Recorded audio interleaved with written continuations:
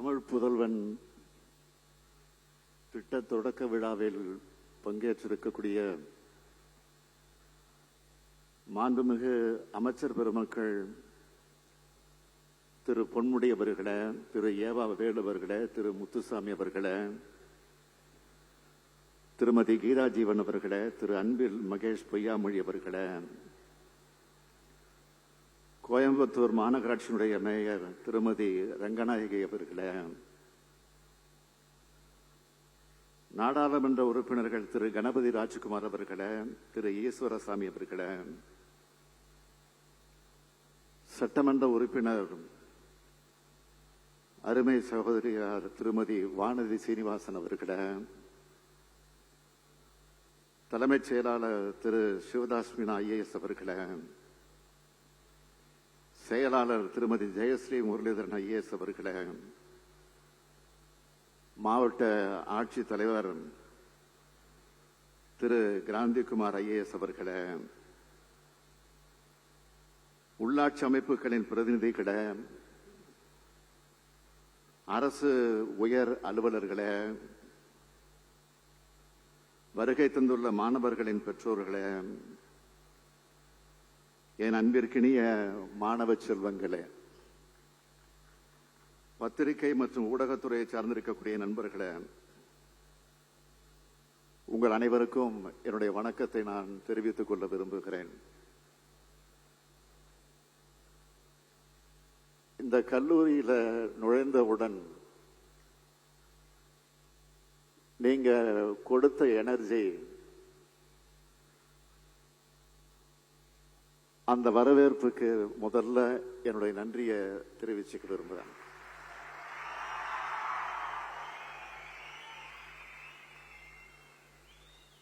இன்னைக்கு நான் இங்க வருவதற்கு முன்பே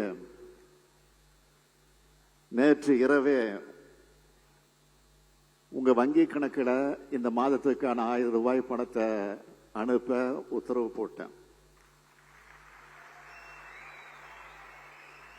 உங்களுக்கு கிடைச்சதா? மெசேஜ் வந்துச்சா? மகிழ்ச்சியா? நன்றி நன்றி. நாள்தோறும் ஏராளமான திட்டங்களை தீட்டி நாம செயல்படுத்திக்கிட்டு இருந்தாலும் ஒரு சில திட்டங்கள் தான் நம்ம மனசுக்கு நெருக்கமான திட்டங்களாக இருக்கும். வரலாற்றுல என்னைக்கு நம்ம பேரை சொல்ல போற திட்டமா இருக்கும். அப்படிப்பட்ட திட்டமா உருவாக்கி இருக்க தமிழ் புதல்வன் திட்டத்தை தொடங்கி வைக்க பெரு மகிழ்ச்சியோடு கோவைக்கு வந்திருக்கிறேன். இந்த திட்டத்தால தமிழ்நாடு முழுக்க பயன்பெற போற மாணவர்கள் காணொலி காட்சி வாயிலாக இந்த கூட்டத்தில் இணைந்திருக்கீங்க. இந்த திட்டத்தை தொடங்கி வைக்க நான் தேர்ந்தெடுத்த இடம் இந்த கோவை மண்டலம்.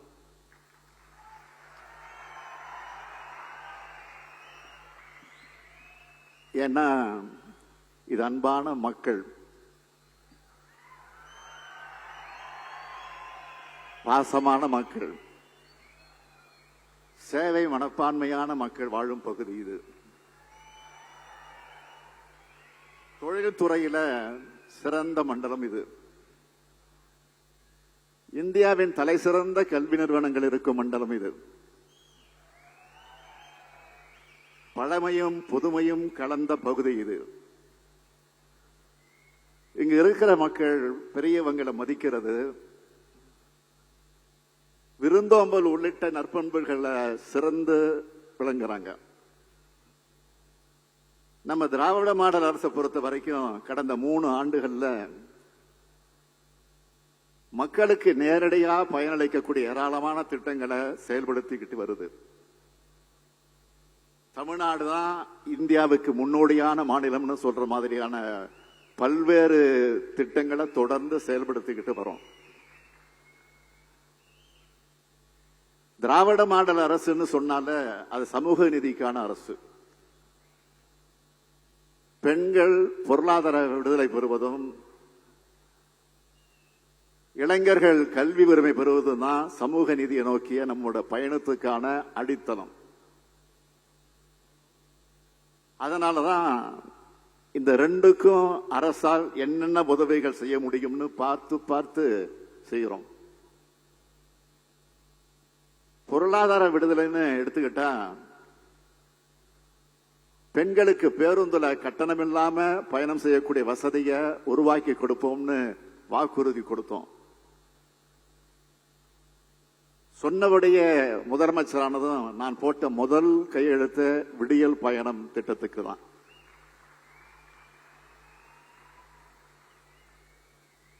விடியல் பயணத்தை இதுவரை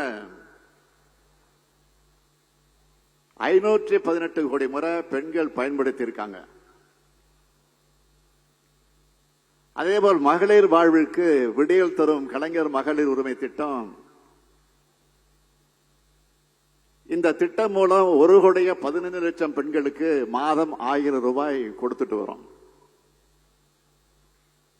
கல்வி உரிமைன்னு எடுத்துக்கிட்டா குழந்தைகளோட பசிய போக்கும் காலை உணவு திட்டம். இந்த திட்டத்தால 20,73,000 மாணவர்கள் தினமும் வயிறார காலை உணவு சாப்பிடுறாங்க.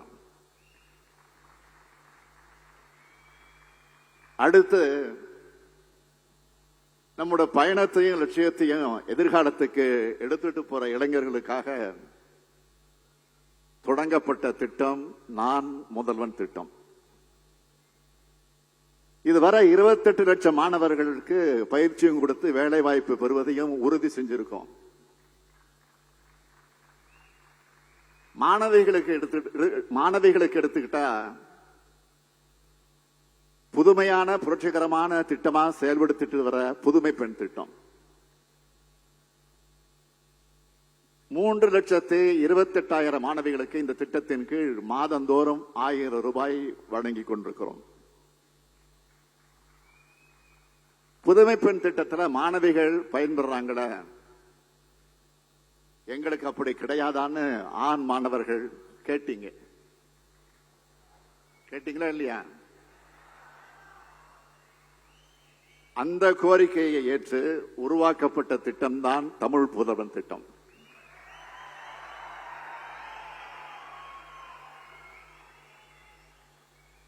அரசு பள்ளியில படிச்சு கல்லூரிக்கு வர இருக்கிற மாணவர்களுக்கு இனி மாதம் மாதம் 1000 ரூபாய் வழங்க போறோம். உயர்கல்வியில மாணவர்கள் சேர்க்கை மேலும் மேலும் அதிகரிக்க அரசு பள்ளிகளிலையும் அரசு உதவி பெறும் பள்ளிகளிலையும் படிக்கிற ஏழை எளிய மாணவர்கள் சாதனையாளர்களாக உருவாக்குற உன்னத நோக்கத்தோடு இந்த திட்டம் கொண்டு வரப்பட்டிருக்கு.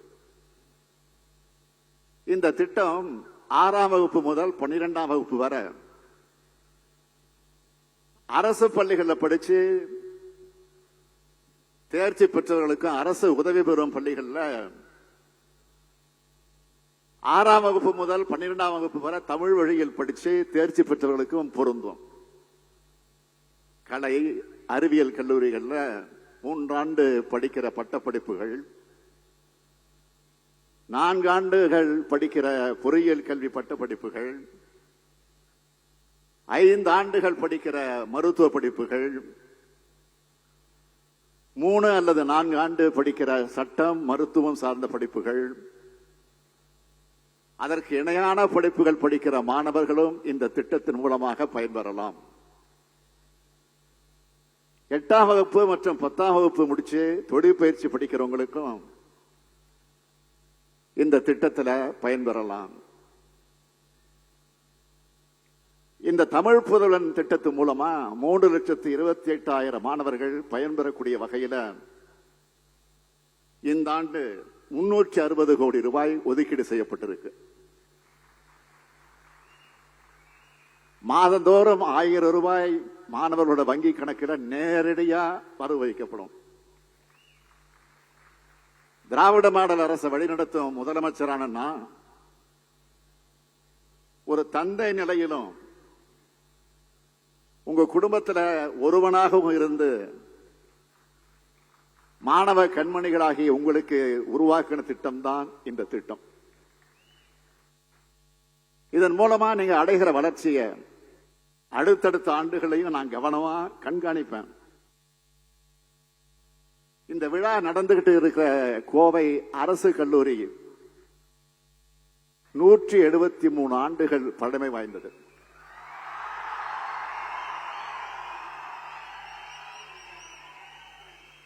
இந்த கல்லூரியில 6500 மாணவ மாணவிகள் படிக்கிறாங்க. இந்த கல்லூரி முதல்வர் என்கிட்ட ஒரு கோரிக்கை வச்சார்.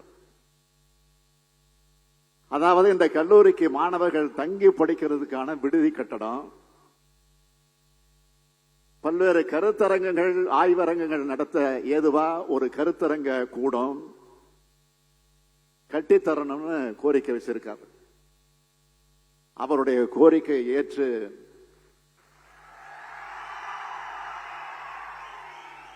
கோவை அரசு கல்லூரியில மாணவிகளுக்கான விடுதி கட்டடமும் கருத்தரங்க கூடமும் கட்டித்தரப்படும் மகிழ்ச்சியோடு தெரிவிச்சுக்க விரும்புகிறேன். முதலாவது நான் உங்களிடத்தில் கேட்டுக்கொள்ள விரும்புவது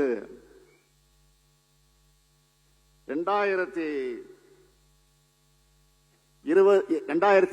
ஆண்டு, அந்த 30 ஆண்டுக்குள்ள தமிழ்நாட்டை $1 டிரில்லியன் அமெரிக்க டாலர் பொருளாதாரமாக உயர்த்தணும். இதன் மூலம் வளர்ச்சி அடைந்த மேலை நாடுகளுக்கு இணையான கட்டமைப்பு வசதிகள் கொண்ட மாநிலமா தமிழ்நாடு உயரும். இரண்டாவது, எல்லா குழந்தைகளும் உயர்கல்வி படிக்கணும். எந்த காரணத்தை கொண்டும் பள்ளி படிப்பு முடிஞ்சதும் ஒரு மாணவர் கூட உயர்கல்வி கற்காம திசை மாறி போய்விடக்கூடாது. கல்லூரிகளில் படிக்கிற மாணவர்கள் எல்லோரும் தங்களுடைய கல்வி தகுதிக்கேற்ப நல்ல வேலை வாய்ப்புகளை பெறணும். நம்ம மாணவர்கள் உயர்கல்வி பல பயின்று வாழ்க்கையில சிறக்கணும். இதுதான் என்னுடைய கனவு. இந்த இலக்குகளை அடைகிறதுக்காகத்தான் நான் கடுமையா உழைச்சு பல புதிய திட்டங்களை உருவாக்கி இருக்கேன். மாணவ கண்மணிகளான நீங்க எல்லோரும் இது போன்ற திட்டங்களை பயன்படுத்திக்கணும். படிச்சு நல்ல உயரங்கள் அடைஞ்சு உங்களுக்காகவும் உங்க குடும்பத்தோட முன்னேற்றத்துக்காகவும் பாடுபடணும். வறுமையில்லாத சமத்துவம் வாய்ந்த ஒரு அறிவார்ந்த தமிழ் சமுதாயத்தை நாம வருங்காலத்தில் உருவாக்கணும். உலக அளவில் முன்னணி மாநிலமா தமிழ்நாடு விளங்கணும். மாணவர்கள் கல்வி கற்க எதுவும் தடையா இருக்கக்கூடாது. தடங்கள் ஏற்பட்டா அதை உடைச்செறிஞ்சு மாணவ சமுதாயம் வெற்றி பெறணும். அதுக்கு வேண்டிய உதவிகளை செய்ய நான் இருக்கேன். நம்ம திராவிட மாடல் அரசு இருக்கு. ஒலிம்பிக்ல பங்கேற்ற சகோதரி விக்னேஷ் போகத் அவர்கள் தன்னுடைய வாழ்க்கையில எப்படிப்பட்ட தடங்கல்களை எதிர்கொண்டார்னு உங்க எல்லாருக்கும் நல்லா தெரியும்.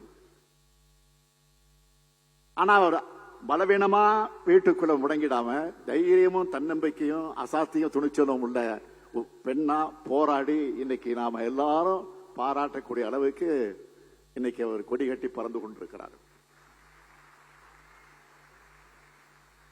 ஒன்ன மட்டும் ஞாபகத்தில் வச்சுக்கோங்க, தடைகள் என்பது உடை தெரியத்தான். தடைகளை பார்த்து நீங்க ஒருபோதும் சோர்ந்திடக்கூடாது, முடங்கிடக்கூடாது. வெற்றி ஒன்றே உங்க இலக்கா இருக்கணும். அதை குறிவையுங்க. நிச்சயம் ஒரு நாள் வெற்றி வசப்படும். உங்க மேல நீங்க வச்சிருக்கிற நம்பிக்கை விட அதிக நம்பிக்கை நான் உங்க மேல வச்சிருக்கிறேன். உங்களுக்கு பின்னாடி உங்க பெற்றோர், உங்க குடும்பம் மட்டுமல்ல, என்னோட திராவிட மாடல் அரசும் இருக்கும் என்பதை மறந்துடாதீங்க. வாழ்க்கையில பல வெற்றிகளை பெறப்போகும் புதுமை பெண்களுக்கும் தமிழ் புதல்வர்களுக்கும் என்னுடைய வாழ்த்துக்கள் வாழ்த்துக்கள் வாழ்த்துக்கள் வாழ்த்துக்கள். நன்றி.